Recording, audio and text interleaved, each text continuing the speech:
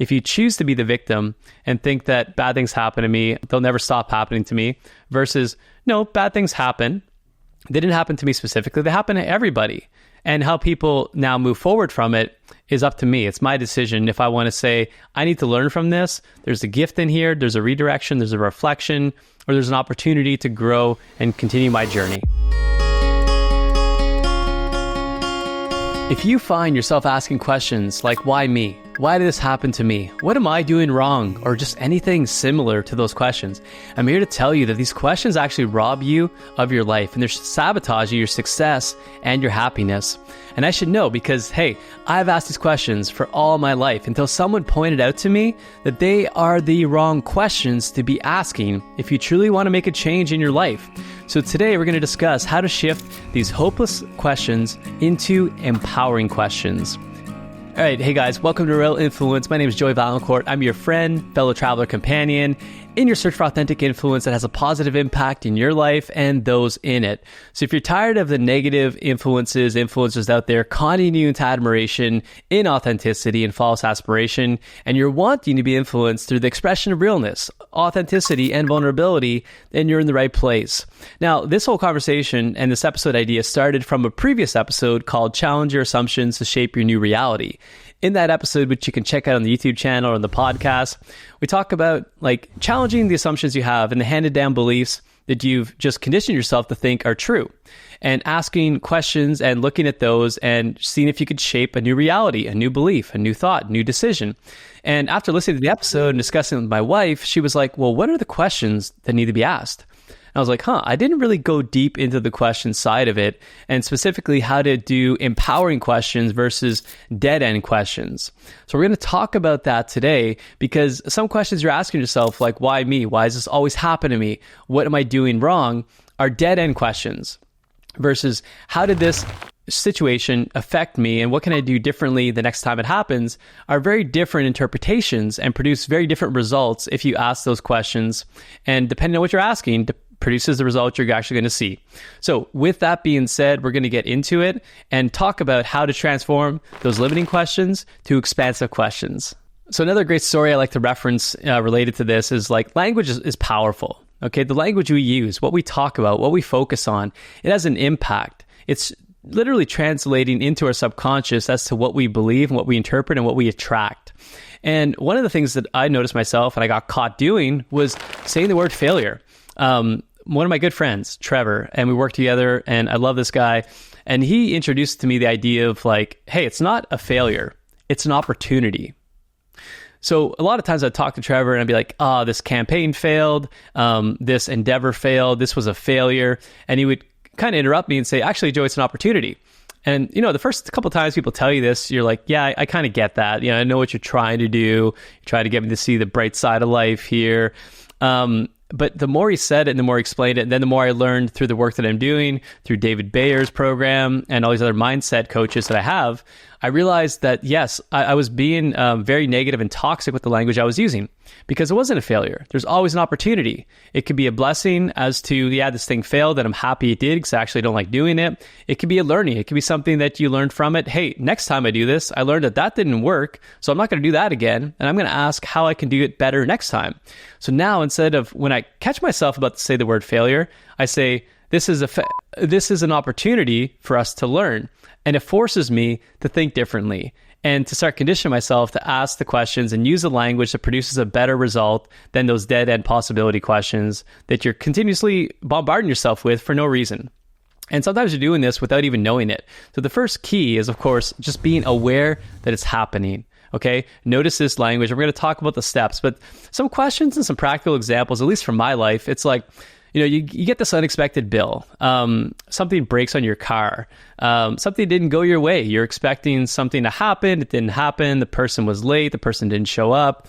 And it's like this victim mentality. You start going through questions like, how come this always happens to me? Will this never change? Why is this happening to me? What am I doing wrong? Why do the things never work out for me? Why did they not listen to me? Why did they do that to me? It's all this victim, self-centered focus where you're putting all the responsibility on the other person. So we want to shift that, okay? We want to take the control away from other people because we can't control other people. It's too hard. What we can control and what's easier is our own emotional response, our perspective on the world, and then how we react to those things and move forward. So the problem is that these questions rob you of the right answers. You're focused on the problem, you're focused on being the victim, and what this does, without you even knowing it, it's going to create a perpetual cycle of not only asking the dead-end questions, but also attract more of the same things happening in your life. So I hope you see the possibilities and what's happening now versus what could happen if you're asking the right questions. So here's a 3-step process that I've started to do that I encourage you to try as well in your life, okay? And it's really, really simple. Number 1, now that you know the difference between a disempowering question or what we call maybe a dumb question versus an empowering, smart question, is notice when you're doing these questions and you're saying them out loud. Notice when other people are asking the wrong questions or using negative language like failure versus opportunity. And just notice that, be aware of it. And if you start to ask yourself every single day, what questions am I asking that are the wrong questions? Write this down on your desktop, on your desk, wherever that you can see it as a reminder to yourself that when you notice this happening, you're going to be aware of it and that you're going to move into step 2. And step 2 is pause and instantly write down what question that you just posed to yourself. I noticed recently, I said, what am I doing wrong? That doesn't feel good. I don't want to feel that because I didn't maybe do anything wrong, right? So now I want to focus on what's the next thing and how can I transform that question that I have into number 3. So number 3 is shift it into a powerful, open-ended question. And there's a great book called The Road Less Stupid by Keith J. Cunningham. It's a great thinking time book in terms of how to create models of thinking that allow you to shift your perspective on things and develop more powerful questions to evoke better outcomes. So you can definitely dive deeper into that book. There's so much more to it than just this episode can do it justice. But essentially, you're going to take that question and now you're going to do a form of the opposite. And it's kind of like that Seinfeld episode, if you guys are Seinfeld buffs, where Costanza starts to do all the opposites of the things he's normally doing because he's not getting the things in life that he wants to get by doing the old things he used to do. He starts to do the opposite and he gets the girl, he gets the job, he gets successful. So it's not always that easy, but there's ways you can start to transform this. And I wanted to give you some examples because sometimes some of these advice episodes can leave you feeling like, yeah, but how do you do that? So what I did, it's a really good exercise that you can do now that AI is everywhere. We live in such a great day and age that we don't have to rely on ourselves. And if you're insecure about working on this type of stuff with other people because you don't really want them to know your insecurities, that's okay. You have this private tutor with you, which is ChatGPT or any other AI prompt system that you can use. So what I did is I put in 10 disempowering questions, and then I asked it to produce an empowering question, giving it a bit of context as to how to do that. And you could do this same type of prompt for everyday life when you have a question that you're stumped on. But these examples should be most common to you and things that you're most likely saying and asking. So number 1 is, how come this always happens to me? It's always happening to me. A better question is, what's one thing I can do differently today to change the outcome? Okay, so a lot different. Now, number 2 is, will things never change? A better version of this is, what small change can I make today that's going to bring me closer to the outcome that I desire? Number 3, why is this happening to me? Well, what can I learn from this experience that will help me in the future so that it doesn't happen to me? Again, you're still focused on escaping the issue at hand, the circumstance, whatever it is, but you're doing it in a more positive way, a way that allows your brain to adapt, look for ideas, look for the how, because now it's searching, it's activated, versus it's just like stifled. It doesn't want to move because it doesn't feel like there's any possibilities because you've eliminated the possibility through the question. All right. Number 4 is, what am I doing wrong? And this, for me, it's part of my core program. I constantly feel like it's got to be right or wrong, or that I'll never get it right. But a better one for me especially is, what's one thing I can try today that I haven't done before to see different results? So I've been trying to do it this way. I keep having this result. Well, then why keep doing it this way? I'm not going to say, what am I doing wrong anymore, though. I'm going to ask, what's one thing I can try today? It's a little bit different than what I'm usually doing. Number 5, why do things never work out for me? Right? I keep trying these things. They never work out. Why is it? Why am I always the victim here? A better thing is, well, listen, what resources or support do I need to help me succeed this time? everything is available to us these days. You can Google, you can look up YouTube videos, you can look up podcast episodes. There's other people that have accomplished what you want to accomplish, and all you have to do is ask that right question. So the better question isn't, why do things never work out for me? It's what resources, who do I need to learn from? Who's done this that I can learn from to escape what I keep experiencing? Number 6 is, why did they do that to me? They're always doing that to me. I always get this. I don't know why they do that to me.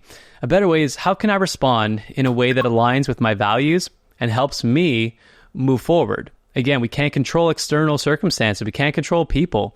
We can control what's inside us, our emotional response, our reactive response, and how we process and move forward in a better way. And then another one is, why can't I ever get things right? So a lot of these are similar. There's some nuances between each of them, but I really wanted to paint the full picture depending on which one you resonate with the most. So another way to do is what's the next step that I can take to progress in the right direction? You don't have to know, by the way. So one thing you might get caught up in is I don't know yet. I just asked this question and the answer didn't come to me. The answer is not really meant to come to you in the moment. The answer, it will come over time. The question is a starting point. It's the point in which your subconscious is activated. Okay. And now there's coincidences, synchronicities, and ideas are going to start to flow to you based on what you're asking, because you're asking for the right things. Number 8 is, what's wrong with me? I keep getting these things wrong. There has to be something wrong with me.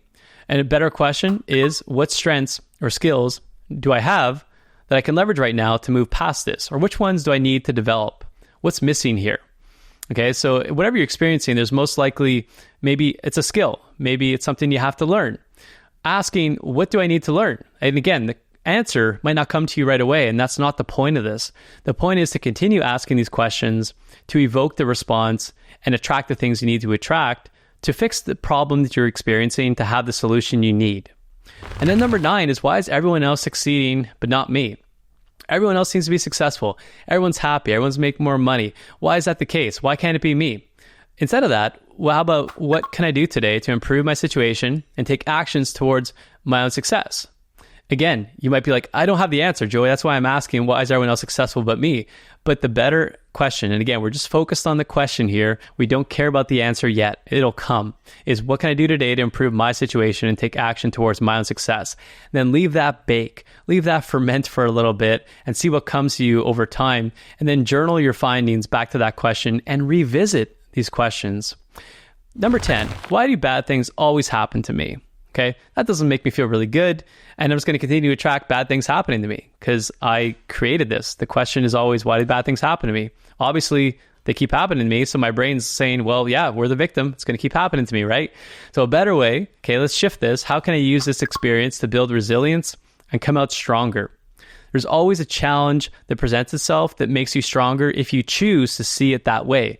If you choose to be the victim and think that they always happen to me, bad things happen to me, they'll never stop happening to me, versus, no, bad things happen. They didn't happen to me specifically. They happen to everybody.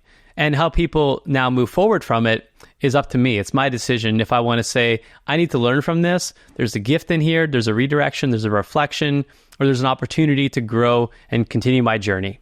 So this approach changed my life, and it continues to shape my life because this is a never-ending journey. This isn't about perfection. This isn't about getting the answers in the moment. It's to create space and awareness to have answers come back to you given the right prompt. Like we talked about ChatGPT, it's the same thing. Our brain is an AI system. You just don't even know it. It's got the answers. It's searching for the answers. You just have to prompt it with the right prompt, and it'll give you the better response. So I strongly encourage to practice this, and you get better at it over time. As you develop these questions, also notice new disempowering questions coming in. There's going to be new things that happen. You might have overcome some of those limiting belief questions and moved into a more powerful state, which is kind of like the David Bayer terminology. If you're not familiar with his frameworks, highly suggest looking him up. He's changed my life. But ultimately, it's a never-ending journey. So continue to be aware, continue to write them down, and then continue to find what the more positive version of it is, the more open-ended, the more expansive possibilities that can occur from asking the better questions. And as always, thank you for watching this video. Don't forget to hit the subscribe button, hit that like button on YouTube, share with a friend, and stay tuned for the next week's episode. The way we get this message out and the way we continue to grow together is by sharing with other people. My journey didn't start with me. My journey started with me asking, who can I look for support? And people started giving me the answers. They started giving me tools. They started giving me ideas, books. So I want to continue to spread that message with your help. And as always, continue challenging your assumptions to shape your new reality and lead with real influence over your own life and the life of others. And we'll see you in the next episode.